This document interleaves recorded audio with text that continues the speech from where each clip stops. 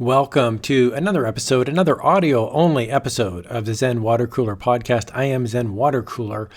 I am coming to you today with a deep dive into niche research. This is sometimes a misunderstood topic. There's a saying out there, if you're from the United States, it's not niche research, it's niche research. So you may have heard the phrase, the riches are in the niches. And that's absolutely true. Of course, I like to say the riches are in the niches, which is probably more annoying than funny, but it makes me laugh anyway. Okay, so in this episode, we're going to talk about niches or niches. And what does that actually mean? I think this is one of the most misunderstood or neglected parts of print on demand. One of the things that I hear about a lot, because I do look at YouTube comments, I do my best to respond. I've also got emails that I get from people. One of the things that people will complain about is they'll say print on demand is dead. It's too competitive. And I completely disagree. And I don't mind saying that publicly. I know some people might throw rotten fruit at me out in the town square, but I'll stand by this all day long because I'm living proof that you can make sales if you do some research. So what does that mean? What does that mean to do some research? Because it's easy for me to wag my finger at you and say, well, you need to do some research. And then you're thinking, well, what does that mean? Are you going online and looking stuff up? Do you have to buy some expensive software? What do I mean when I say you need to do some niche research? Okay, so let's do a little bit of a deep dive here. Now, the first thing I want to point out is that there is always going to be exceptions to doing niche research. So you could get lucky. You could upload one design onto Redbubble or one design onto Merch by Amazon, and you could hit big. You're selling 80 t-shirts a week. Oh my goodness, you've hit the jackpot. Most of us, though, are not going to be doing that. Most of us are going to be uploading design after design after design, and we're waiting patiently for somebody somewhere to part with their hard-earned money and let us make a sale. So I'm not talking about the outliers. What I'm talking about is finding a way to connect with your audience where we've got low competition and relatively high demand. And I really want to point out, I'm talking relatively high demand. I get a lot of criticism just over the years because I'm in the YouTube business and because I'm in print on demand. People will say to me, well, that niche that you've identified has no demand. And it's like, well, it must have some demand because I've literally made sales in it. So somebody somewhere is buying those designs. So I want to back up for just a second before we get into the nitties and the gritties here on print on demand niche research. There are three things that make you successful in print on demand. There's three outputs. And the first one is you need to have relatively high quality designs. And what that means is if you've got 800 funny cat designs sitting there on Redbubble with a certain search term, you need to have a slightly better design than somebody else. And that's just the way life works. The most attractive designs are going to get the most views and ultimately the most purchases. So it doesn't necessarily have to be radically different, but it needs to be high quality enough that somebody's going to look at it and go, oh, that looks really good. So this is where variants come into play, but you want to make sure you have technical skill, where if you're working in Photoshop or if you're working in Inkscape, you can create designs that are actually visually appealing. One of my most popular videos has a big thumbnail on it saying why your designs suck, which is a little bit mean-spirited, but I mean, hey, everyone's trying to get clicks and views, I guess. And at the end of the day, there are some really awful-looking designs on websites like Redbubble, TeePublic, Merch by Amazon. Some of these designs are just god-awful. And so when I see a large niche that's highly competitive, I just think, okay, well, maybe I can compete by just simply having better designs. So when I talk about having high quality designs, what I mean is your designs literally look better than your competition's. Could be fonts, spacing, circular designs when everybody else has got square designs, trying to make it look original. So that's really important. The other thing that I want to point out is it is a bit of a numbers game. It is true that in print on demand, there's a relatively low barrier of entry. And what I mean by that is It just kind of takes a computer, some free software, some time, and anybody can upload onto sites like Redbubble, TeePublic, Merch by Amazon, as long as you get accepted, of course. But as soon as you get accepted, the sky's really the limit. If you can outwork your competitors, you can make some sales through blunt force. What I mean is you can sit down, bum and seat for hours a day, weeks on end, and eventually you will make a sale simply by playing the numbers game. It's like buying a little lottery ticket, and eventually you're going to make a sale, unless your designs are so horrible that you have no idea what you're doing. But I'm going to pretend and go along here. You've watched enough of my videos that you're going, okay, I have a relatively decent chance here to compete quality-wise, but you need to also upload a lot of designs. And a lot can mean 50 or a lot could mean 5,000. It depends on the platform. It depends on the competition. I'll sometimes get questions from people that say, hey, I'm so excited. And this really breaks my heart when I see this because I don't want to be Mr. Negative. But people will email me and they'll say, oh my God, thank you so much for the video. I'm so excited. I've set up a Redbubble account. I've got 3 designs uploaded. It's been 48 hours and I haven't made any sales yet. I don't understand what I'm doing wrong. And it's like, no. Like, imagine the kid sitting out in the neighborhood selling lemonade, and then 5 minutes goes by and he's like, I don't understand why I'm not a millionaire. It's like, well, it doesn't really work that way. You're competing with everyone else on earth when you are uploading onto sites like Redbubble and TeePublic and Merch by Amazon. So you really need to figure out keywords. Another thing I want to say just as we jump into this, in that regard, is when you upload your designs to sites like Redbubble or TeePublic, you want to make sure that your designs are tagged. So this is not really a quality issue. It's not really a quantity issue. But this sort of gets into the third success metric, which is niche marketing. And one of the easiest things you can do when it comes to niche marketing is make sure your designs are tagged. Now, I get this question all the time. How many tags should you have? Redbubble allows 50 tags and TeePublic allows 15 tags, blah, blah, blah. The answer is, and there's a real answer here, the answer is as many useful tags as you can come up with. Keyword being useful. If Redbubble allows 50 tags and you slam a bunch of useless tags in there, people aren't going to be using those tags, or if they are searching those tags, they're not going to find your design. Or if they find your design, they go, eventually the algorithm's going to push it down. So I'll give you an example. I come up with a funny retirement design. It says something like, there's a picture of a crow and it says, happy retirement to this old crow or something like that. So it's a retirement funny design. I put it up on Redbubble, but I don't tag it. It has no tags. Well, how are they going to find the design? Hopefully I've titled my design with the word retirement in there. But if I don't, if I say funny office t-shirt, how is anybody going to find it? So you've got this great looking t-shirt, this great looking design. The only way people are going to find it is if they're browsing and they stumble across your thumbnail, or if they've liked and favorited your store. So anything new that you publish, they're going to look at. Or if you've got some sort of social media following where they go, oh, I don't care what this person creates, I'm going to look at it at least. So the idea is, how do you get eyeballs onto your designs? Well, you either have a following or you're going to use search. So what I would recommend you do as we start this kind of deep dive into niche research is throw away mentally your idea that you're the seller, that you're the artist.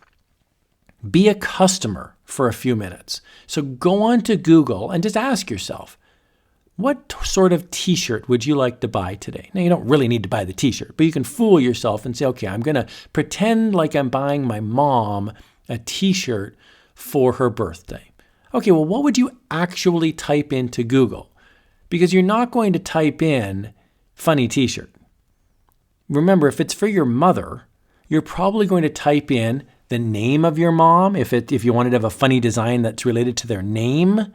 So it could say like, happy 65th birthday, Brenda, for example, or my mom, it's a Brenda thing. I'm making up Brenda. Brenda's not really my mother. Brenda doesn't even exist. But in this fictitious example, Brenda's my mother. So if you're using somebody's name, that could be a search term. Maybe you're looking for a certain type of material. Maybe you want to have a long sleeve tee, a raglan tee, a 3/4 tee, a baseball tee. Maybe you want to have certain colors or certain fonts. Maybe there's an inside joke that is very important to you and your mom, and that's going to form the basis of the t-shirt. I'll give you an example. So my mom and I, this is my real life mother, by the way, not Brenda, fictitious Brenda. I'm unadopting myself from Brenda. So my real mom and I have an inside joke based on an old TV show a million years ago, where if we're ever at a family function and we're feeling goofy, we stick our tongue out at each other from across the room. And it's based on this scene from an old Golden Girls episode where somebody's sticking their tongue out. Anyway, so my point being, if I was going to buy a t-shirt from my mom, I would find a t-shirt with somebody sticking their tongue out. There's a famous Albert Einstein picture, for example, where he's sticking his tongue out. Or maybe I'd get my mom a Gene Simmons t-shirt because he's got his tongue hanging out. It's an inside joke. So that would be what I would be searching for. It's very niche. I'm looking for a very specific design. And so how would I search for that? Well, I may search for Gene Simmons, who's a member of KISS and sticks his tongue out all the time. I may search for Albert Einstein, but I also might search for tongue sticking out when I'm on Redbubble or TeePublic or Merch by Amazon. So I would encourage you to go through this exercise a few different times using real examples. Like actually ask yourself, if I had to buy a shirt for my girlfriend, boyfriend, spouse, mistress, whatever it is, right? I mean, I don't care. I'm not in the judgment game here. Whoever you want to buy the t-shirt for, you would ask yourself, why are you buying the shirt and what is it that you would actually search for? So big picture success is that you want to have a quality metric, a quantity metric, and a niche metric, okay? Now, how do you actually find niches? Well, one way is the way I just described. You want to sit down and think about, okay, what would I do if I was actually searching for it as a customer? I recommend that highly. I think it's a really useful exercise that you can do on occasion. You can do it during a commercial break if you're watching TV, maybe you're watching a football game or something. It doesn't need to be some major time and energy suck out of your life. It could just be a 2-minute exercise, or you can just ask your friends. This is another thing you can do. Go up to your neighbor, your friend, whoever you're dealing with, and say, hey, let me ask you a question here. If you had to buy a t-shirt today, what would you buy? You have to buy a t-shirt. I've given you $50. You can buy a high-end t-shirt. What would you buy? And just see what they say. Their answer might surprise you. Oh, I've always wanted a volleyball t-shirt, but it's very specific. And then they'll go into the details about it. I really like rowing. I always wanted a rowing shirt. Oh, what would it say? You'd be very surprised by some of the answers you may get back. I know I have in the past. Now, the one thing I'm not going to be doing in this podcast is pushing any sort of paid niche research tool, although there are some out there and I have some videos on them and I think they're great. But that's not what I'm going to be talking about in this video. I'm talking about the concept of niches more so than any specific tool. So I'm going to be giving you some free tips and tricks here on how you can find niches. Now, one of the ways that you can find niches is by using Google Trends. You can go onto Google and just simply type Google Trends, go to the website, and just poke around on it. What Google Trends does is it gathers up all of its search data and it makes it somewhat usable. So you can go in and you can see what the search terms are. So depending on when you're watching this, it might be an election year, for example, where you live. That might be a trending result. There might be a sports event or a world news event that's making people search for those things. So that's one option. You can see what people are actually searching for on Google. Another thing you can do is you can just read Google News. You can just go in, or whatever news program you're using. Could be Apple News, could be Yahoo News, whatever it is. And you can find trending things that have come up. I'll give you an example. So over the last few years, this is being recorded in 2024. So if you're in the time capsule and it's actually the year 2500, I'm sorry this is a bit dated, but in the year 2024, the biggest pop star in the world is Taylor Swift. Now, I would never recommend that you make Taylor Swift t-shirts. That's copyrighted, it's trademarked. There's intellectual property rights that Taylor Swift and her team of lawyers owns. And so I don't want you to get banned or get your designs pulled. But what you could do is, if you're a big Taylor Swift fan, there are things you could do. There are certain phrases, there's certain ideas that make this popular. So I'll just give you an example, and I'm making this up sort of on the fly. So this might be a great example. This might be a crappy example. I don't actually know. But if I was a big Taylor Swift fan and I was going to the concert, one idea might be to have a t-shirt that says, I spent a fortune, I spent my life savings, I spent my inheritance on these tickets. So take your pick on the funny, but you could say, I've spent my inheritance on these tickets, because her tickets are notoriously expensive. Now, it has nothing to do with Taylor Swift. There's nothing tagged in it. It just says, the idea is it's expensive concert tickets. That's the idea of the joke. So if you had a store, you could have these sort of funny phrases that somebody might buy and go, oh my goodness. So imagine now, let's go back to the beginning. Imagine if your sister or your brother or your boyfriend or your girlfriend is going to the Taylor Swift concert. And as a joke, as a gift, you buy them that t-shirt. So they open up their t-shirt gift and they go, oh my goodness. And it says, I spent my inheritance on tickets. Well, that's kind of funny, right? So a big thing in print on demand, because it's so niche, is that you can do inside jokes about things. You can do certain phrases. Now, again, I want to point out, I'm not talking about trademarked phrases or the picture of Taylor Swift. I'm just talking about text design where everybody's kind of in on the joke. You're like, okay, we all know these tickets are insanely expensive.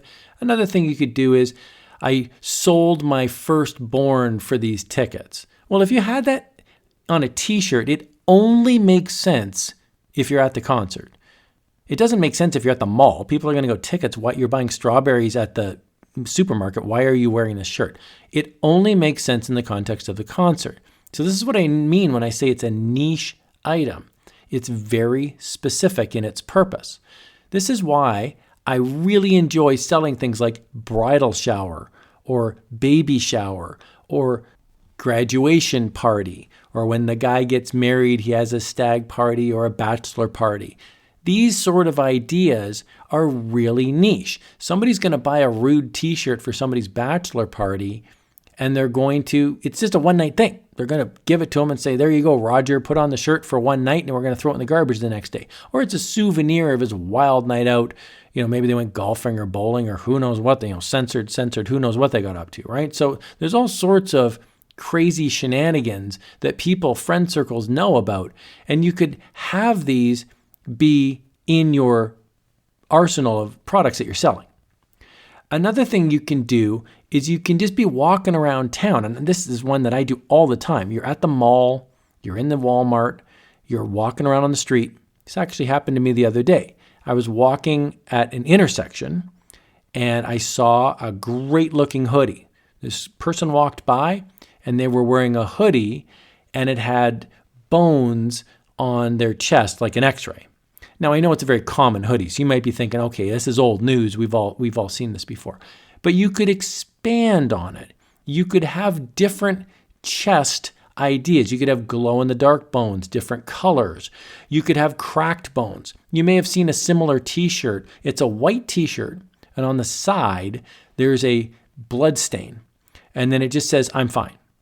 Well, it's a pretty funny shirt. I mean, unless somebody really is horribly injured, but assuming that it's a joke, that's actually pretty funny, right? They're walking around with a t-shirt with a blood stain on the side as if they've been stabbed, and they're saying, I'm fine. So this is the idea behind niche marketing. Target, Walmart, your local big box clothing store, chances are they're not going to sell these shirts. They're going to sell just a picture of Taylor Swift, and it's going to have Taylor Swift's signature on it, and that's going to be the shirt. They're not going to have an inside joke about the concert. Another thing you can look at is on TV and movies. So this is a very common one that I've used over the years to great success. I want to point out, you need to use trademark search for this technique that I'm about to reveal.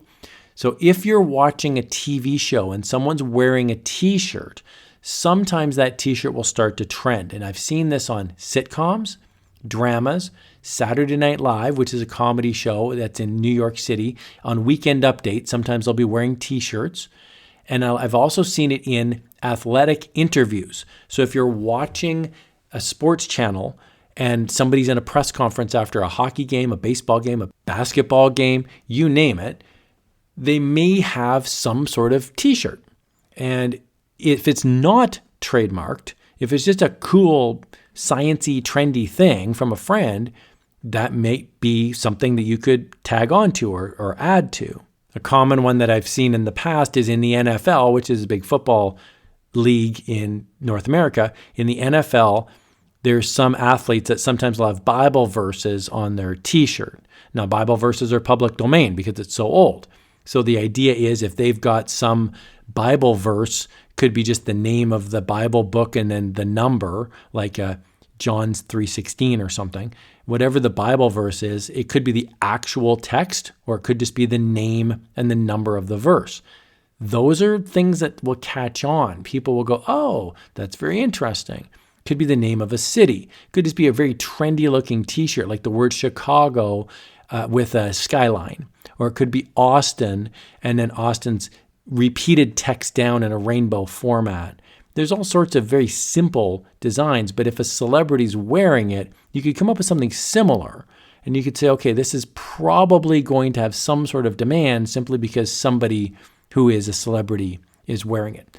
So I'd like to point out there's two strategies when you're making designs. There's a push strategy and there's a pull strategy. Now the push strategy is you pushing designs out into the world. So what I mean by that, I'll use me as an example. I really like funny cat designs. It just makes me laugh. I will actually go onto Pinterest and just look up funny cat stuff. I'll go onto YouTube and watch funny cat videos. I just enjoy the genre of funny cats. And so I've got a number of funny cat t-shirts that I myself have made, and I've purchased my own stuff. So the push strategy is that I've just decided one evening, I'm bored, I'd like to make a few funny cat designs that I think are funny, and I put them up in my shop. I don't know if anybody's searching for them. Part of me doesn't really care if they're searching for them. I just like this stuff, and I figure it's a high quality design. I'll make a few variants, and whether or not the niche is competitive or not competitive, I don't really know, I don't really care. So that's the push strategy. Now the pull strategy instead is me asking myself, what would my clients like to see? So there's a couple of ways you can figure out what your clients like. If you've got a Redbubble store, you can sort your store based on likes. So if somebody favorites the design or likes the design, you're going to see those rise to the top. And you can actually see this for other people's stores on Redbubble as well. If you search any store on Redbubble and you filter it by recommended or trending, you will see typically the designs that Redbubble thinks you would like the best. And these are based on information that it has that we cannot see, but we can make an educated guess. So you go onto somebody's store, you search them by name, or you search by topic, and then you click on the design, and then you go to their store. If you look at their store and it's got a lot of sales, chances are the top couple rows are the majority of what they're selling. Now, this is to say somebody somewhere is buying these shirts. It's not an exact science, obviously, because we don't know how many people are buying these shirts. But we can certainly say somebody's buying them. Otherwise, they wouldn't be ranking near the top. Because remember, all Redbubble wants to do is sell shirts and apparel and all the products that Redbubble sells. It doesn't really care which one of us artists is selling. It's the same thing with Amazon. If you type in funny cat t-shirt, you're going to get back a bunch of results. Amazon only wants to sell you a shirt. It doesn't really care which artist is being featured. So ask yourself when you're making a design, be honest with yourself. Are you using a push mentality or are you using a pull mentality? Now, I want to be very clear here. No, there's not a better or worse strategy. I use the push strategy all the time because I enjoy print on demand. I like just pushing designs out there. And some of my best-selling designs have just been ones that I've come up with that I think are really fun. So I don't want you to neglect the power of having a lot of designs in your shop. That will attract likes, views, follows. It's the same thing if you have your own website. If you have a brand, if you have a store that's selling certain types of designs, you don't need to branch out. I'll give you an example. I saw a t-shirt store when I was in Italy. I was walking around in Rome and I saw a real life example. So this is not necessarily print on demand, but they have an actual t-shirt shop. And there was a lot of really racy designs, a lot of rock and roll designs, a lot of sexualized designs, a lot of inappropriate designs. They're very racy designs. So they've done some sort of research, and they've said people are interested in these designs. So if they come up with a couple new designs that are within that framework, they're not going to run around and make sure everybody's okay with it. They're just going to print a few t-shirts, put them up in the window, and see if somebody likes it. So they've got a dedicated following of people. So don't discount your dedicated following. If you want to push some extra designs out and they meet your criteria for fitting in the scope of your shop, go for it. But if you're not sure, if you're first starting out, then you may want to ask yourself, okay, what are people actually searching for? Okay, now hopefully I can read your mind by now, and I can tell you've got two challenges here, two big obstacles to niche research. One is that your niche might be too small. So you might come up with a great idea and publish a few shirts and nobody's buying them because your niche is too small. It's too niche. An example of this would be someone who's an electrician in North Chicago. It's probably too niche, right? Even though Chicago's a big city, and even though there's lots of electricians or whatever genre you'd like to do, there's probably not enough of that genre to really make it work in terms of sales. The other option, the other challenge is that you might have too large of a niche. You might wind up with, say, funny. If you go onto Redbubble and you type in funny, you'll be instantly depressed because there's just hundreds, it feels like hundreds of millions, but definitely more than 1 million designs coming up that are funny. So you want to have some sort of niche research where you're going, okay, what about the funny design is it? Is it a funny dog, funny cat? You want to do that kind of thing when you're looking at niches. One of the things I've actually had a lot of success with over the years is niching down for locations. So you think about all the different locations on the planet, and yes, there's countries, but there's also provinces, and there's also regions, there's cities, and there's neighborhoods. All of this is public domain. There's lots of different countries and millions of different little locations, parks, streets.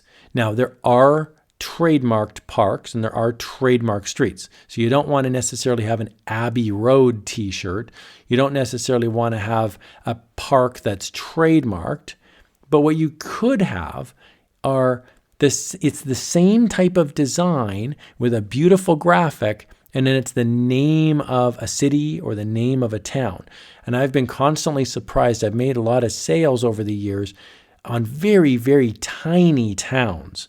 In fact, the tinier the town, if my design is good looking, the more likely I am to make a sale. I'm much more excited about doing tiny town in Canada versus New York City or Chicago or Los Angeles, because there's lots of those type of t-shirts.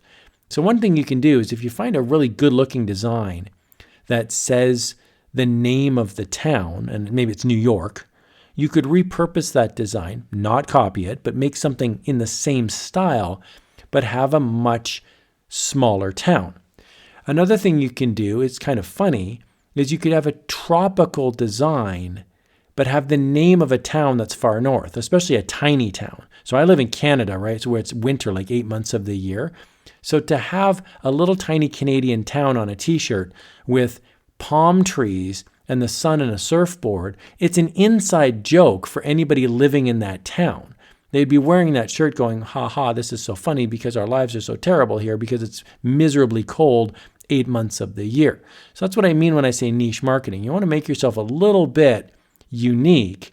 And then if somebody searches for that design, they might find out. So for example, Toronto is a city in Canada. You might have a Toronto funny design or a Vancouver funny design. It doesn't necessarily need to be a big city. It can be a little tiny city. So how do you know if the design is going to work in the niche? How do you know if the niche is too big? How do you know if the niche is too small? The answer to this is what I call the fishing strategy. And what the fishing strategy is, it's like imagine when you're fishing, you're in a boat and you throw your line into the water. You might get a bite. You might not get a bite. So you're going to do this 100, 200, 400 times over the course of a day. You're going to cast your rod out and you're going to see if you get a bite. It's the same thing with print on demand. So if you find a niche that you're excited about, maybe it's hot dog eating contest in tiny town USA. If that's the case, then you can make the design make maybe 4 or 5 variants, different colors, different fonts, maybe slightly different graphics, and publish it for free on a site like Redbubble or TeePublic or Merch by Amazon, and then see if somebody buys it. That's the part where you're waiting for the fish to bite. So you throw a couple t-shirts out into the water and you see if a fish comes along and gives you a bite, gives you a nibble. If they do, then I would suggest you stop everything and make more of that shirt. If nobody bites after a while, move on to the next niche. So you don't want to spend a ton of time on these niches, but I would recommend 6 or 10 shirts. Now, if you're asking yourself, wow, 6 or 10 shirts, that's a lot. Remember, you can do variants, right? So if you're using a program like Photoshop or a paid program like a Kittl, you can create variants very quickly. Different colors, different graphics, different fonts, and you can put up 5, 6, 10, even 20 of those designs, all with the same tagging. So that could be just a copy and paste idea. And then you can see if you make a sale. Give yourself a few weeks. And if nobody buys it, then it didn't work. And that's okay. Move on to the next niche. If somebody buys it, man, that's great. Make more of that shirt. Now, this last tip really applies if you're selling on Etsy and you're using a print-on-demand supplier, or if you've got your own website and thus you're using a print-on-demand supplier. Don't forget about the power of the product itself. One of the things I've learned over the years is that people are very particular about the type of product they're purchasing. Not all water bottles are the same. Not all fine art prints are the same. Not all t-shirts are the same. So when you're talking to someone, a friend, a family member, about what type of shirt they would like, pay attention to what type of shirt they would like, not just the design. Because they might ask, well, what's the fabric like? They might ask yourself, how big is it? What's the sizing? Does it shrink? What's the process? Is it eco-fabric? All of these are legitimate questions that customers are going to have. So one of the things you can do is you can search on Etsy, for example, for types of shirts and see what comes up. And then you can see if they're favorited, if there's a lot in the basket. You can see if it's a popular design or not. One of the things I've had success with over the years is finding a successful product and then translating that onto other products. So if you find a trendy example or some sort of design that's selling well, but maybe the t-shirt's kind of crappy quality, consider selling on Etsy a higher end shirt. Same design. Now again, I'm not suggesting you copy it, but you make a similar style of design, but you have a superior product. If you notice that something is selling really well and the product is really superior, then you can offer a lower end product, because not everybody values a really high-end t-shirt. Not everybody wants their bachelorette party t-shirt to be $45 and last them 8 years. They might want the cheapest shirt possible because Brenda's throwing it in the garbage the next day because she's moving on with her life. A lot of Redbubble gifts are gag gifts, or a lot of Etsy gifts are these one-off gifts that are designed to have somebody laugh. They're not really designed to be high-end art that's going to be displayed for years on end. All right, and as I wrap up this podcast here, I do want to say the last thing about niche marketing, and I think it's really important, and I think this one gets overlooked a lot, is having the mentality that you actually can make sales. I get this all the time. People will email me or they'll comment on the YouTube channel that I'm absolutely nuts and that there's no demand in the niche, and why would anybody waste their time making designs in this niche? It's impossible to make sales. And I've actually made sales in that niche, and I continue to make sales in that niche. So I'm going, well, I reject your hypothesis that I'm a dummy, because these are actual sales that I've actually made. And yes, I agree it's a small niche, but if you've got no competition, then if anybody wants to buy that type of a shirt, you're the only game in town. And it's a big town out there, because print on demand is the whole world. So what I would recommend you do to start with niche marketing is ask yourself, are you an expert in something? If the answer is yes, explore those niches. Ask yourself, where do I live? If the answer is, I don't know, the United Kingdom, or it could be Egypt, or it could be Canada, or a certain state if you're in the United States, that's a place you can start exploring niches. Start Googling, start searching for very specific search terms in your neighborhood, in your town, in your country and ask yourself, what are you personally interested in? As you Google these things, you might get some really good ideas and help yourself make some sales. You can do it. It is a real thing. Speaking of negativity, and sometimes you get the haters in the world, here is another podcast that you might find interesting. I highly recommend you check it out, and not just because I'm the guy blabbering for a half an hour in these podcasts. I really do appreciate you listening. I hope you found this valuable. I would absolutely love to hear a comment. If you have a question, I'd love to get a suggestion as well. If you've got one for a future podcast, if you've got a burning question and you think it would make a good podcast episode, please let me know. I would absolutely love to hear it. I'm striving to get better, as we all are. Okay, enjoy the rest of your day, everybody. Thanks a lot for listening, and I believe in you. You can make sales. Bye for now.